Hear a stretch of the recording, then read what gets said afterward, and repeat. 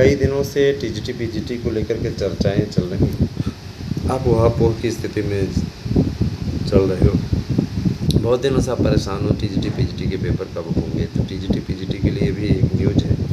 उसके बाद हम थोड़ा सा बीएड के विषय में इस समय आप लोग बहुत ज़्यादा चिंतित हैं, उससे रिलेटेड आपको जानकारी देंगे। तो मैं बताना चाहता हूँ, सबसे पहले बीएड डिग्री धारकों को फिर से एनसीटीई द्वारा प्राइमरी में अवसर देने के लिए केंद्र सरकार को भी और एनसीटीई को भी बहुत बहुत धन्यवाद।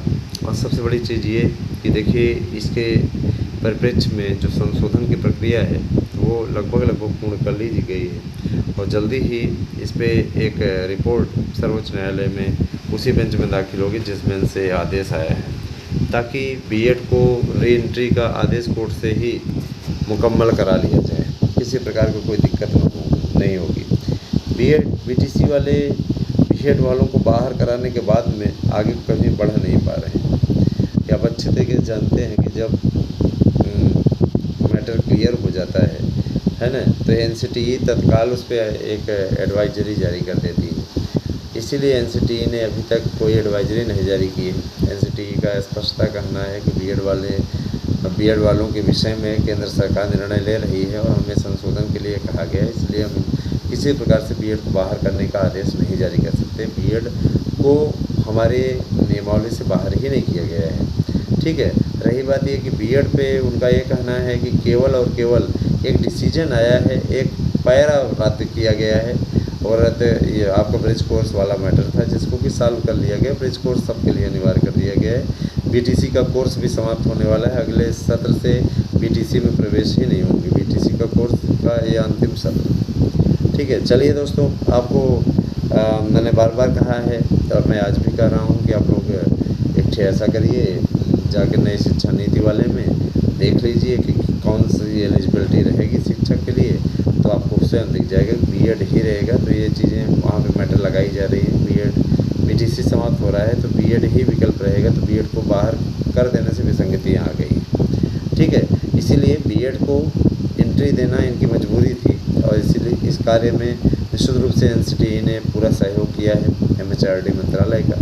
इसके लिए हमारी टीम उनके संपर्क में लगातार बनी हुई है और जिसके थ्रू बनी हुई है वो बहुत ही प्रभावशाली व्यक्ति हैं, है ना। उनका बहुत ही योगदान है और बीएड भी हैं वो, उनके माध्यम से यह कार्य संपन्न करा पाया हूँ। मुझे इस बात का बेहद गर्व है। आप लोगों को जिस दिन नोटिफिकेशन जारी होगा उस दिन आप लोग तेज़ी से इस चैनल से जुड़ोगे। आपको स्वयं भी लगेगा कि हाँ, इस चैनल ने हमारे लिए किया है, तो इस चैनल से ज़्यादा से ज़्यादा जुड़ें। अभी जो लोग जुड़ रहे हैं उसका बहुत बहुत धन्यवाद। और भी लोगों को जोड़िए दोस्तों। टीजीटी पीजीटी की परीक्षा की बात मैं कर रहा था, तो मैं बताना चाहूँगा टीजीटी पीजीटी की परीक्षाएँ आप लोगों की संपन्न हो जाएंगी बहुत जल्दी ही, लेकिन इसके लिए अभी केंद्रों के निर्धारण की प्रक्रिया को अंतिम रूप दिया जा रहा है। कई ऐसे केंद्र हैं जो उस तारीख पर उपलब्ध नहीं है ना, तो निश्चित रूप से उसकी उपलब्धता सुनिश्चित की जा रही है कि जिस तारीख पर उपलब्ध हों उसी तारीख पर आपके इम्तिहान करवा लिए जाएँ।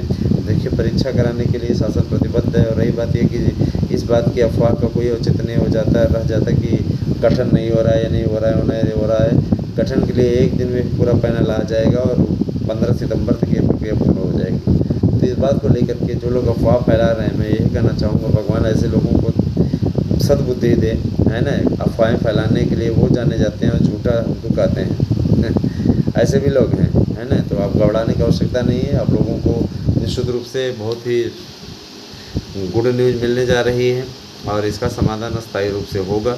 इस बात के लिए मैं आपसे वादा करता हूँ।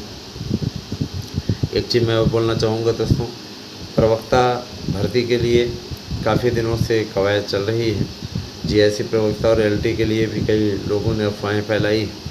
मैं बता देना चाहता हूँ कि जीआईसी प्रवक्ता और एलटी इन दोनों की ही भर्तियों के समकक्ष विवाद का निपटारा करवाने का प्रयास किया जा रहा है। बार बार इस बारे में चिट्ठी भी हम लोगों की ओर से लिखी गई, बार बार यह बात स्पष्ट की गई और कोर्ट में एक याचिका भी होने जा रही है जिसमें अर्हता संबंधी मामले को 15 दिन के अंदर की अवधि में दूर कराने निर्धारित करने का आदेश लेने का पूरा प्रयास किया जाएगा। इस परिप्रेक्ष्य में मैं बताना चाहूँगा कि पूरी तरीके से फंस चुके हैं। इन्होंने कोर्ट में सुप्रीम कोर्ट ने इनको फटकार भी लगाई थी। तो दाखिल किया जा रहा है कि आखिर ये कैसे अधिकारी हैं जिनके पास में योग्यता ही निर्धारित करने की योग्यता नहीं है, जब यही नहीं तय कर पा रहे हैं कि उनको टीचर कौन सा रखना। और रही बात यह कि जिन विवादित विषयों में ऐसी स्थिति आ रही है, उसके कारण से पूरी भर्ती प्रक्रिया क्यों रोक के रखी हुई है। उन विषयों के बारे में आप बाद में डिसीजन लीजिएगा, जब आपको डिसीजन लेना नहीं आ रहा है। जिन विषयों का सही ठीक ठाक है, जिनमें कोई अर्हता संबंधी विवाद नहीं, उनकी वैकेंसी दीजिए, बाद में उन विषयों के लिए आप फिर से ले लीजिएगा, है ना। तो उसमें कोई आपत्ति भी किसी को नहीं होगी। तो इस मामले का भी संज्ञान बहुत जल्दी हो रहा है। और रही बात वेटिंग की, तो दोस्तों देखिए, वेटिंग इस समय वेटिंग गजब की चल रही है। तो वेटिंग के लिए आप बिल्कुल इंतज़ार न करें। वेटिंग कुछ नहीं आएगी। वेटिंग को लेकर के ये लोग अफवाहें फैला रहे हैं। वेटिंग जितनी आनी थी आ गई है। वेटिंग को लेकर कोर्ट से फिर फटकार पड़ेगी, तब फिर लिस्ट निकलेगी। अभी किसी भी प्रकार से ऐसे अपने से ही ये निकाल दें वेटिंग लिस्ट, ऐसा संभव ही नहीं है। जाइए निकलवा लीजिए, रोहित कह रहे हैं। तो इस प्रकार कोई बात नहीं है।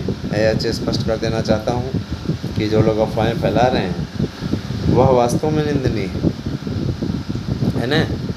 ऐसे लोगों से बच के रहिएगा, इनमें कोई दम नहीं है और इनका कोई आधार नहीं है। ये आधारहीन व्यक्ति हैं, ठीक है। ऐसे लोगों के चक्करों में न पड़ें तो ज़्यादा उत्तम होगा। बहरहाल हमारा काम है आप तक सूचना पहुंचाना, वो हमने आपके लिए किया है और आगे भी हम करते रहेंगे। कैसी लगी हमारी वीडियो हमें अवश्य बताइएगा। शानदार नोट्स लेकर के निश्चित सफलता अर्जित कीजिए। एक नोट्स के साथ दूसरा नोट्स फ्री है। 100% प्रश्न आने की गारंटी है। निश्चित रूप से 92 19 16 67 52 पर मैसेज करके अपना नोट्स बुक करिए। Thank you, have a nice day.